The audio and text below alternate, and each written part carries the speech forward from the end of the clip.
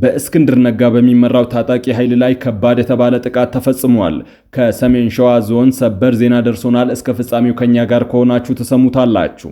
የማልበርግ በሽታ በቁጥጥር ስር ውሏል ከተባለ በቀናት ውስጥ አገርሽቷል። ዝርዝሩ በቆይታችን ይቀርባል።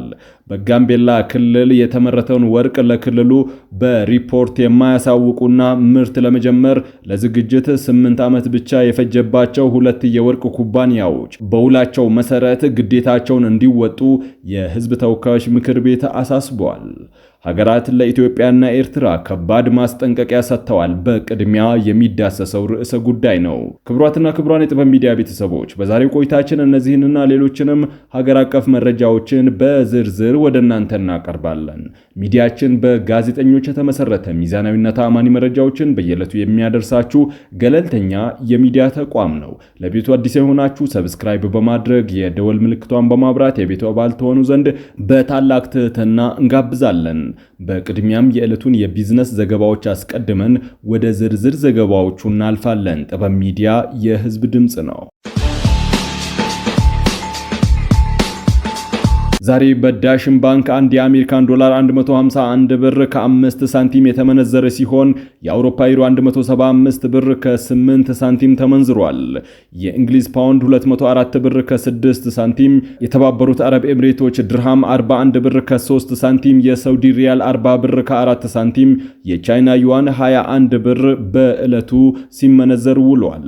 በአቢሲኒያ ባንክ አንድ የአሜሪካን ዶላር 151 ብር ከ8 ሳንቲም፣ የእንግሊዝ ፓውንድ 202 ብር ከ3 ሳንቲም፣ የአውሮፓ ዩሮ 176 ብር ከ8 ሳንቲም፣ የተባበሩት አረብ ኤሚሬቶች ድርሃም 43 ብር ከ9 ሳንቲም፣ የሳውዲ ሪያል 43 ብር ከ4 ሳንቲም፣ የቻይና ዩዋን 21 ብር ከ4 ሳንቲም በዛሬው ዕለት የተቆረጠለት የምንዛሬ ዋጋ ነው። በህብረት ባንክ አንድ የአሜሪካን ዶላር 151 ብር ከ6 ሳንቲም፣ ፓውንድ ስተርሊንግ 202 ብር ከ8 ሳንቲም እና የአውሮፓ ዩሮ 178 ብር ከ9 ሳንቲም ተመንዝሯል። ለኢትዮጵያና ኤርትራ ማስጠንቀቂያ ተሰጠም። የተለያዩ ሀገራት የአልጀርሱን ስምምነት 25ኛ ዓመት በማስመልከት ባወጡት መግለጫ ኢትዮጵያና ኤርትራ ውጥረት ከማባባስ እንዲቆጠቡ አሳስበዋል። እንደ እንግሊዝ፣ ፈረንሳይ፣ ካናዳና ጃፓን ያሉ ሀያላን ሀገራት በአሁኑ ወቅት የተፈጠረው የኢትዮጵያ ኤርትራ ውጥረት እንደሚያሳስባቸው አሳውቀዋል። ሀገራቱ በተናጠልና በጋራ ባወጡት መግለጫ ኢትዮጵያና ኤርትራ የገቡትን ውጥረት በሰላማዊ መንገድ እንዲፈቱ አሳስበዋል። ሁለቱም ሀገራት አንዳቸው የሌላቸውን ሉዓላዊነትና የግዛት አንድነት እንዲያከብሩም ሀገራቱ ጠይቀዋል። ሀገራቱ ጠቅላይ ሚኒስትር አብይ አህመድና ፕሬዝዳንት ኢሳያስ አፈወርቂ የአልጀርሱን ስምምነትን ለማክበር የፈረሙትን ስምምነት እንዲያከብሩ አሳስበዋል። የአልጀርሱ ስምምነት መከበር ለቀጠናው ሰላም ወሳኝ መሆኑን የገለጹት ሀገራቱም አየር ላይ ተንጠልጥሎ የቀረው 25 ዓመታትን ያስቆጠረው ስምምነት ወደ መሬት እንዲወርድ ድጋፍ ለማድረግ ቁርጠኝነት እንዳላቸው ጠቁመዋል። በተመሳሳይ በአልጀርሱ ስምምነት 25ኛ ዓመት ላይ መግለጫ ያወጡት የተመድ ዋና ጸሐፊ አንቶኒዮ ጉተሬዥ በአሁኑ ወቅት በኤርትራ እና በኢትዮጵያ መካከል ውጥረት መፈጠሩን ገልጸዋል። በሁለቱ ሀገራት መካከል እንደ አዲስ ያገረሸው ውጥረት ለቀጠናዊ ሰላም ሁኔታ አደገኛ መሆኑን ገልጸዋል። የተፈጠረው ውጥረት አሳሳቢ መሆኑን የገለጹት ጉተሬዥ የኢትዮጵያና የኤርትራ መሪዎች በአልጀርሱ ስምምነት የገቡትን የድንበር ቃል ኪዳን እንዲያከብሩ አሳስበዋል።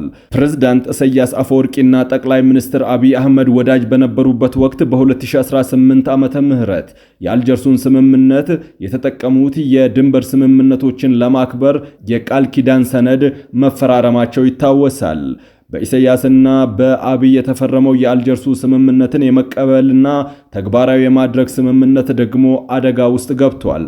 ዛሬ ላይ ውዝግቡ ወደ ቀይ ባህር ተሻግሮ በኢትዮጵያ በኩል ከባድመ እስከ ቡሬ እልባት ያልተገኘለት የድንበር ውዝግብ ዛሬ ላይ የሚቃኘው ከባህር በር ጋር ተያይዞ ነው። ኤርትራ የአልጀርሱን ስምምነት መሰረት በማድረግ የተፈረደልኝ መሬት ነው በማለት በሰሜኑ የኢትዮጵያ እርስ በርስ ጦርነት አጋጣሚ መሬቱን በእጁ አስገብታለች።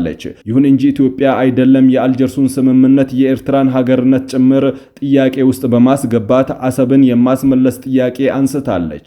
የተመድ ዋና ጸሐፊ የአልጀርሱ ስምምነት የተፈረመበትን 25ኛ ዓመት በማስመልከት ባወጡት መግለጫ ልዩ ቀን በሚል ቢዘክሩትም በተፈራራሚዎቹ መካከል ግን ያከተመለት ይመስላል። አብይና ኢሳያስ በፈረሙ ስምምነት መሰረት ኢትዮጵያና ኤርትራ በመካከላቸው ያለውን የድንበር ግጭት በዘላቂነት ለመፍታት ዘላቂ ሰላምን ለማስፈን የሁለቱንም ሀገራት ሉዓላዊነትና የግዛት አንድነት እንዲያከብሩ የሚያዘውን የሰላም ስምምነት ቃል ኪዳን እንዲያከብሩ ለዚህም ቁርጠኛ መሆናቸውን በድጋሚ እንዲያረጋግጡ ዋና ጸሐፊው ጥሪ አቅርበዋል። መሪዎቹ ከ7 ዓመታት በፊት የጀመሩትን ሰላማዊ ግንኙነትና የኢኮኖሚ ትብብር በማስቀጠል ከቀጠናዊና ከዓለም አቀፉ ማህበረሰብ ጋር መስራታቸውን እንዲቀጥሉ ዋና ጸሐፊው አሳስበዋል። ለዚህም የተባበሩት መንግስታት ድርጅት ያላሰለሰ ጥረት እንደማይለያቸውና ሁሌም ከጎናቸው መሆኑን ዋና ጸሐፊው አንቶኒዮ ጉተሬዥ አረጋግጠዋል። በኢትዮጵያ ከ10 ቀናት በኋላ አዲስ የማርበርግ ቫይረስ ተጠቂ ተመዘገበ። የኢትዮጵያ ጤና ሚኒስቴር ታህሳስ 3 ቀን 2018 ዓ.ም አንድ ተጨማሪ የማርበርግ በሽታ ተጠቂ መመዝገቡን አሳውቋል። ይህ አዲስ የተመዘገበው ቫይረስ ተጠቂ ከህዳር 23 ቀን 2018 ወዲህ ለመጀመሪያ ጊዜ ሲሆን ተጠቂው በጂንካ አጠቃላይ ሆስፒታል ሕክምና ክትትል እየተደረገለት እንደሚገኝ ተገልጿል።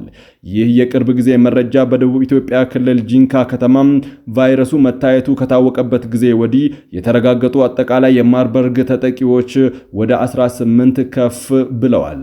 ከሚኒስቴሩ በተገኘው ሪፖርት መሰረት እስካሁን ድረስ 1765 የላቦራቶሪ ምርመራዎች ተካሂደዋል። 13 ሰዎች በቫይረሱ የተያዙ ሲሆን ከተረጋገጡት ተጠቂዎች መካከል ደግሞ 8ቱ መሞታቸው እንዲሁም 4ቱ ከቫይረሱ ማገገም መቻላቸው ነው የተመላከተው። በአሁኑ ወቅት 2 ታካሚዎች በቫይረሱ ተይዘው ሕክምና እየተደረገላቸው እንደሚገኝ ጤና ሚኒስቴር አሳውቋል። የማርበርግ ቫይረስ በአደገኛነቱ ከኢቦላ ጋር ተመሳሳይ ሲሆን በሰውነት ውስጥ ከፍተኛ የሆነ የደም መፍሰስና ሞት ሊያስከትል የሚችል ገዳይ በሽታ ነው። የጤና ሚኒስቴር አዲስ የተመዘገበውን ጉዳይ ተከትሎ የክትትልና ቁጥጥር ስራ አጠናክሮ መቀጠሉን አሳውቋል። በአዲስ አበባ የውስጥ ለውስጥ መንገዶች አጥር እንዲነሱ ባለስልጣኑ ጠየቀ። የአዲስ አበባ ከተማ መንገዶች ባለስልጣን በከተማዋ የውስጥ ለውስጥ መንገዶች አጥረው የዘጉ ግለሰቦች መንገዶችን በ7 ተከታታይ ቀናት ውስጥ ክፍት እንዲያደርጉ አስጠንቅቋል። ባለስልጣኑ በተለያዩ ክፍለ ከተማዎች የተገነቡ የውስጥ ለውስጥ መንገዶች በህገወጥ መንገድ በግለሰቦች ታጥረው የተዘጉ መሆናቸውን ጠቅሰዋል። ይህ ህገወጥ ድርጊት የህብረተሰቡን በመንገድ ሀብት የመጠቀም መብት ከመጋፋቱም በላይ የትራፊክ እንቅስቃሴ እንዲስተጓጎል አሉታዊ አስተዋጽኦ እያበረከተ መሆኑን አሳውቋል። በመሆኑም የአዲስ አበባ ከተማ መንገዶች ባለስልጣን በሁሉም የከተማዋ ክፍለ ከተሞች ውስጥ ለውስጥ መንገዶችን አጥረው የዘጉ አካላት በሙሉ ከቅዳሜ ታህሳስ 4 ቀን 2018 ጀምሮ ባሉት 7 ተከታታይ ቀናት ውስጥ መንገድ የዘጉበትን አጥር እንዲያነሱና መንገዱን ለትራፊክ እንቅስቃሴ ክፍት እንዲያደርጉ በጥብቅ አሳስበዋል። በሁሉም የከተማዋ ማዕዘናት ውስጥ መጠነ ሰፊ የመንገድ ግንባታ ጥገና ስራዎች እያከናወነ እንደሚገኝ የገለጸው ባለስልጣኑ በተጠቀሰው የጊዜ ገደብ ውስጥ አጥር የማያነሱ አካላት ላይ በሕግ ተጠያቂነትን እንደሚያሰፍን ባለስልጣኑ አሳውቀዋል። በጋምቤላ ክልል የተመረተውን ወርቅ ለክልሉ በሪፖርት የማያሳውቁና ምርት ለመጀመር ዝግጅት ብቻ 8 ዓመት የፈጀባቸው 2 የወርቅ ኩባንያዎች በውላቸው መሰረት ግዴታቸውን እንዲወጡ የሕዝብ ተወካዮች ምክር ቤት አሳስበዋል። ምክር ቤቱ ይህንን ማሳሰቢያ የሰጠው የኢንዱስትሪና ማዕድን ጉዳዮች ቋሚ ኮሚቴ ከጋምቤላ ክልል ዋና ከተማ በ300 ኪሎ ሜትር ርቀት ላይ በምትገኘው ዲማ ወረዳ ተጉዘው የሁለት ከፍተኛ የወርቅ አምራች ድርጅቶችን የሥራ እንቅስቃሴ ከገመገመ በኋላ ነው።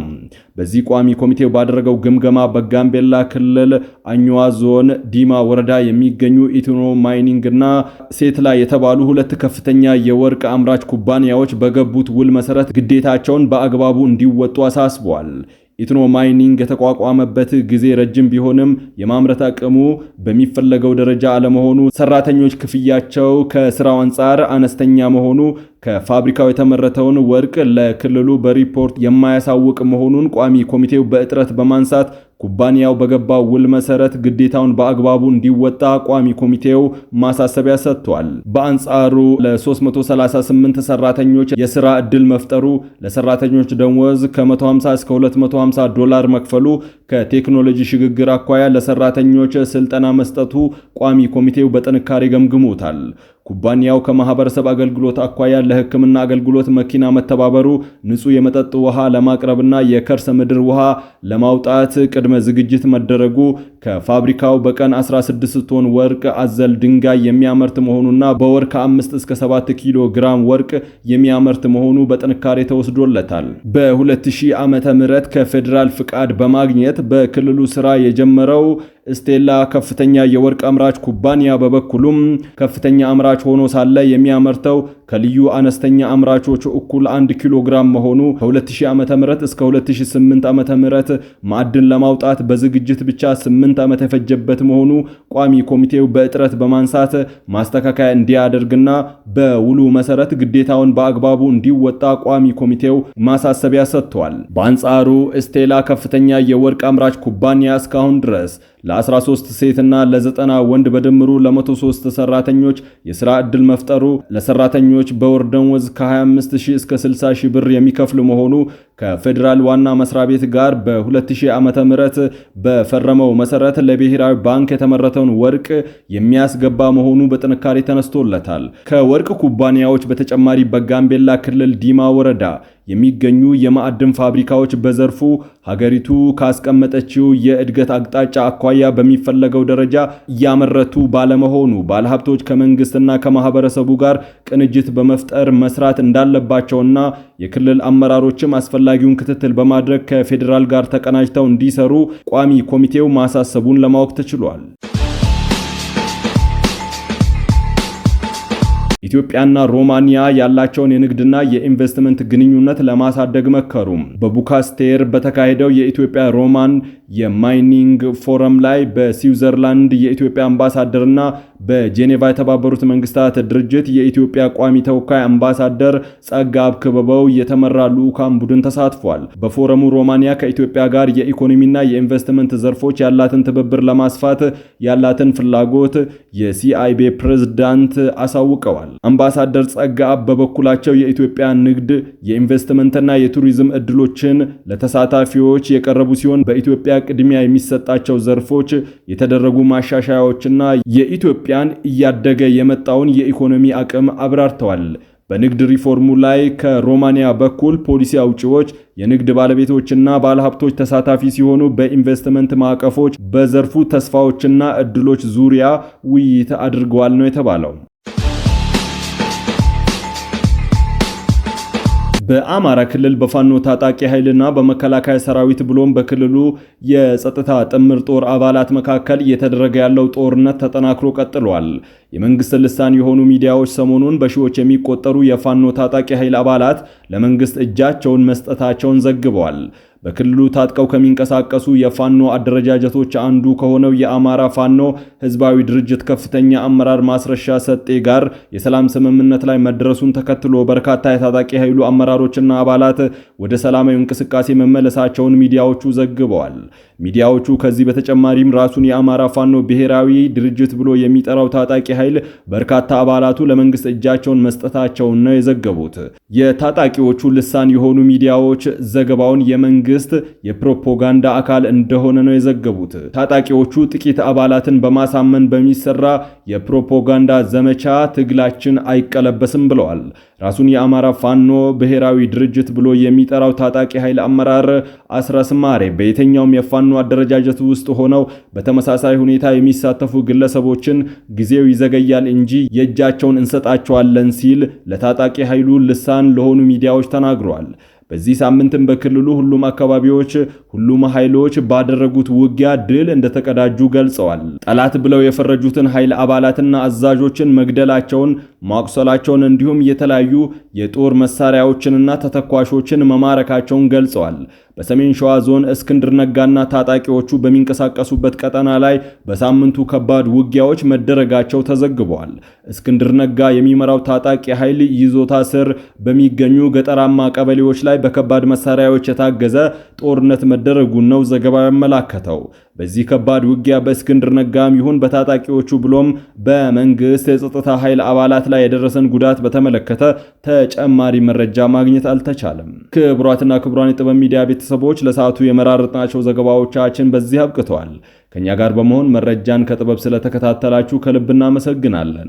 ሚዲያችን በጋዜጠኞች የተመሰረተ ሚዛናዊና ተአማኒ መረጃዎችን በየዕለቱ የሚያደርሳችሁ ገለልተኛ የሚዲያ ተቋም ነው። ለቤቱ አዲስ የሆናችሁ ሰብስክራይብ በማድረግ የደወል ምልክቷን በማብራት የቤቱ አባል ትሆኑ ዘንድ በታላቅ ትህትና ጋብዘን ተሰናበትን። ሰላም።